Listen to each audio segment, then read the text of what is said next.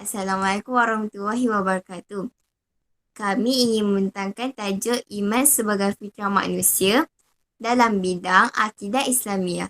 Dalam tajuk ini, ada pengertian iman, tahap keimanan seseorang Muslim, perkara-perkara yang boleh membantahkan iman, kepentingan iman kepada manusia dan usaha-usaha untuk memelihara keimanan kepada Allah dan dalam kehidupan. Pengertian iman. Pengertian iman ni ada dalam segi bahasa dan segi istilah. Kalau bagi segi bahasa, iman ni dia asal dari perkataan Arab amina yang bererti aman atau tenteram. Yang kedua, iman ni bererti tasdik. Tasdik iaitu membenarkan dengan hati. Yang ketiga pula, iman ni dia adalah kepercayaan semata-mata. Mengakui dan membenarkan sesuatu tanpa mendustakannya. Mendustakan tanpa mendustakan Allah lah maksudnya. Pasal firman Allah pernah mengatakan وَمَا أَنْتَ بِمُؤْمِنٍ لَنَا وَلَوْ كُنَّا صَادِقِينَ. Surah Yusuf ayat 17 yang bererti, pasti dikau ayah tidak akan percaya kepada ucapan kami ini sekalipun kami ialah orang-orang yang benar. Lepas tu bagi dari segi istilah pula, iman ni ialah perkara-perkara yang menyelamatkan seseorang daripada kekal dalam neraka Jahannam dan memasukkannya ke syurga dalam keadaan kekal selamanya walaupun diazab dalam neraka untuk beberapa waktu. Maksudnya iman ni kalau ada sikit iman pun, contoh kan, kita pernah buat dosa, of course lah kita akan macam masuk neraka kan. Tapi disebabkan ada iman tu, ia boleh selamatkan kita daripada azab neraka, so kita boleh masuk syurga. Maksudnya macam tu lah.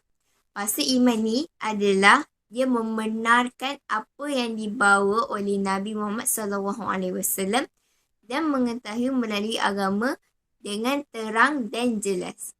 Yang ketiga pula, membenarkan dengan hati, mengingkarkan dengan lidah dan mengamalkan ajaran-ajaran Allah yang dibawa oleh Nabi Muhammad SAW dengan anggota. Apa kaitan dengan fitrah manusia ni? Bagi fitrah manusia ni, sebenarnya fitrah manusia ialah dia beragama tau. Secara fitrahnya manusia ni, ia memang telah beriman kepada Allah sejak dalam alam roh lagi. Manusia ni telah mengakui bahawa Allah yang menciptakannya sehingga mereka wujud dalam alam yang fana ini. Okay. Dia ada bukti dalam surah Al-I'raf ayat 172. Seterusnya,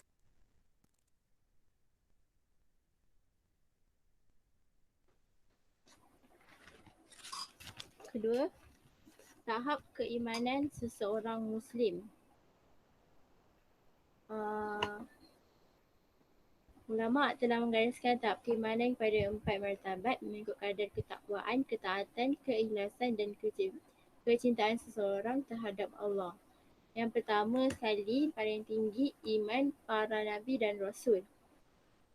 Iman para Nabi dan Rasul yang paling tinggi dan sempurna daripada iman yang lain. Mereka ialah orang yang amat kasih kepada Allah, taat, tetap pendirian dan maksum daripada dosa. Iman mereka kepada Allah berdasarkan dalil dan hujah serta mereka dikurniakan mukjizat. Mereka ini diutuskan oleh Allah ke dunia untuk menyampaikan berita gembira dan berita menakutkan kepada umat Islam yang lain. Yang kedua, iman ulama. Keimanan dan makrifat mereka kepada Allah dengan nazar dan istidlal, iaitu memikirkan kejadian alam dan mengemukakan dalil tentang kejadian alam ini, sama ada nakli atau akli. Mengenali Allah dengan nama-namanya dan sifat-sifatnya yang maha agung. Yang ketiga, iman orang yang menjalankan syariat Allah. Mereka ni tinggi berdasarkan bukti, hujah dan dalil daripada Al-Quran dan Al-Sunnah. Mereka ialah golongan yang cinta kepada Allah, taat dan takut untuk meninggal larangan perintahnya. Mereka ni berada dalam golongan orang yang berilmu, yang betul-betul mengikut syariat Allah, yang menjalankan hukum-hukum Allah. Yang keempat, iman orang-orang yang bertaktik. Mereka ni ialah orang yang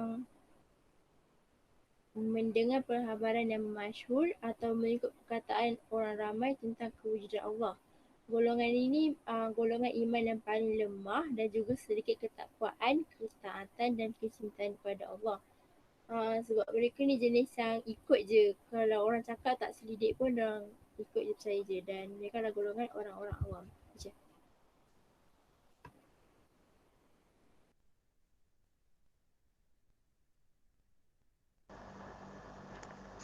Perkara-perkara yang boleh membatalkan iman.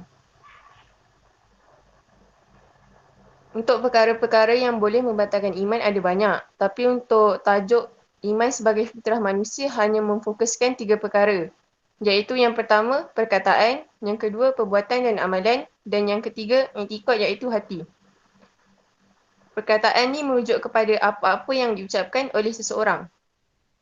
Seseorang Muslim hendaklah menjaga perkataan dan ucapan. Contohnya, kita kena jaga ucapan macam kita kurangkan mencarut dan kurangkan mengumpat supaya kita tak terjebak dalam kategori golongan yang terbatal iman. Contoh perkataan yang boleh membatalkan iman. Yang pertama, mengatakan bahawa undang-undang Islam adalah kejam. Yang kedua, mengatakan bahawa Allah tidak adil terhadap hamba-Nya. Dan yang terakhir, mengatakan bahawa Rasulullah manusia biasa yang melakukan dosa. Yang kedua, perbuatan dan amalan. Perbuatan dan amalan ni merujuk kepada segala tingkah laku dan segala amal ibadah. Okay. Seseorang Muslim hendaklah menjaga amalan dan perbuatan. Maksudnya, contoh amalan macam jaga solat dan untuk perbuatan jaga hubungan sesama manusia. Supaya kita tak terjebak dalam kategori golongan yang terbatal iman. Okay. Contoh perbuatan dan amalan yang boleh membatalkan iman. Meminta bantuan daripada syaitan atau makhluk halus untuk mendapatkan sesuatu perkara atau untuk menolak bala, bencana, meminta nombor ramalan dan memuja kubur. Okay. Yang terakhir, i'tiqad iaitu hati. I'tiqad merujuk kepada kepercayaan dalam hati seseorang. Seseorang Muslim hendaklah menjaga i'tiqadnya. Contohnya macam yakin bahawa Allah tu menguasai seluruh dunia supaya tak tergolong dalam golongan yang terbatal iman. Contoh i'tiqad hati, perkara-perkara yang boleh membatalkan iman ialah yang pertama, beriktikad bahawa agama lain lebih baik daripada agama Islam, dan yang kedua, beriktikad bahawa ajaran agama Islam sudah tidak sesuai untuk diamalkan pada masa kini.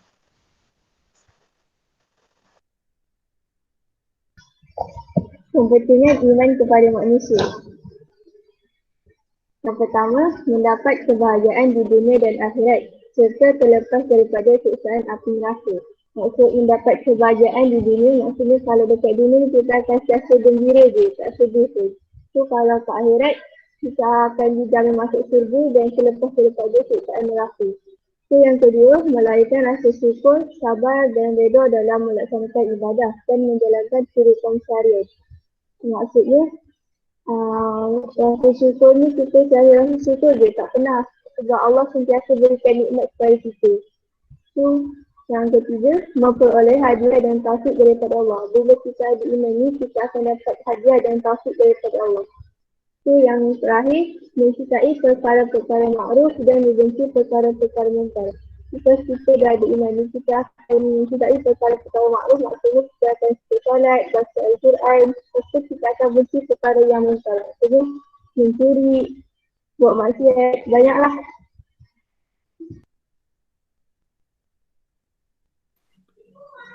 Usaha-usaha untuk memelihara dan meningkatkan keimanan dalam kehidupan terbahagi kepada 3, iaitu individu, masyarakat dan negara. Individu yang pertama mendalami ilmu agama melalui pengajian bersama para ulama. Yang kedua, meningkatkan amalan soleh dan meninggalkan perbuatan mungkar.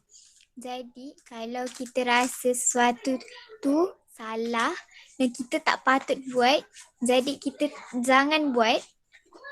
Dan selagi kita rasa perkara tu tak menyalahi undang-undang agama, kita boleh buat. Contohnya kalau kita rasa macam nak sedekah tu ke, kita buat je. Selagi kita rasa kita boleh buat benda tu.